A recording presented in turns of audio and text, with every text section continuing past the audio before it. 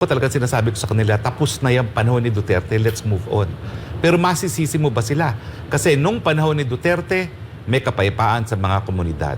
Nung panahon ni Duterte, na talagang halos nawala na ang banta ng droga. Nung panahon ni Duterte, napakasigla na ating ekonomiya. Tinawag tayo ng Moody's na we are the darling economy of Asia. Ngayon, we are the most underperforming economy in Asia. Nung panahon ni Duterte, mapayapa ang West Philippine Sea at maunlad ang ating bayan dahil sa mas malakas na kalakalan, mas maraming pamumuhunan ng Chino sa Pilipinas at mas maraming dumarating na turista galing sa China.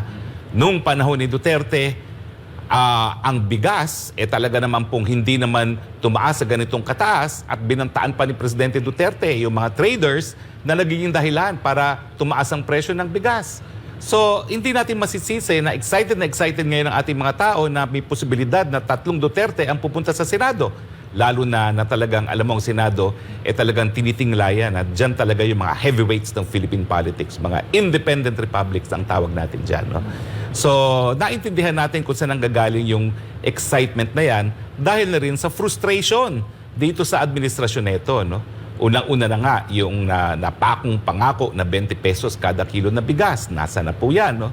Tapos ngayon talagang ang ekonomiya sadsad na ang peso, no? Pinaka-worst performing currency na ang peso ngayon, no? So masisisi mo ba na talagang hinahanap-hanap ng tao ang Duterte? Well, attorney, sa mga nagtatanong din kung pagdating naman sa qualification, kung sakali man na magiging tatakbo bilang Pangulo ng Bansa, si Mayor Baste Duterte, ano naman ang masasabi mo dyan? Well, kung talaga matutuloy yan, naka-3 taon na siya sa Senado. Naka-1 termino na siyang mayor. No? So sa tingin ko naman ay pwede na yan. No? Na 1 termino bilang mayor, 3 taon bilang senador, handa na rin siya. No? At hindi lang yan, no? Dahil siya ay lumaki na bilang Duterte. Na napaligiran siya ng mga taong naglilingkod, no? Mula sa ama niya hanggang doon sa kanyang ate, no? So sa tingin ko po ay talaga naman pong sa mga maisog rally kasi ang rockstar namin si Baste Duterte.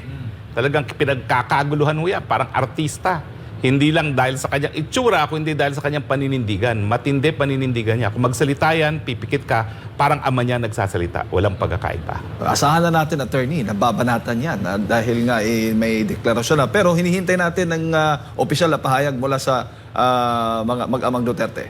Oo nga po, no? Pero, at saka, wag po natin kalimutan, ito po ay isang ayon sa mama ni VP Sara. So mukhang hindi pa po nakakapag-usap ang pamilya, pero syempre mahirap na hindi pagbigyan ng mama kapag nagsalita. Lalo na nananahimik ang Mrs. Zimmerman Duterte, no? Dahil talagang low profile siya. No? Pero sa aking alaala, ngayon lang siya nagbitiw ng mga salita tungkol sa politika. At siguro, nagawa rin niya yan dahil iniisip niya na akala niyo siguro po pwede niyo na kaming burahin. Kaya kung lusubin niyo na lang ang Kingdom of Jesus Christ na kaalyado namin, talagang pinangangalandakan nyo na tapos na ang aming kapangyarihan. Pero hindi naman po sila gahaman sa kapangyarihan. Ang totoo is pinagkakatiwalaan sila dahil sa napatunayan ng kakayahan na mamuno. At ngayon, syempre, nagkakaroon na po ng excitement na 3 Duterte ang pupunta at uupo sa Senado.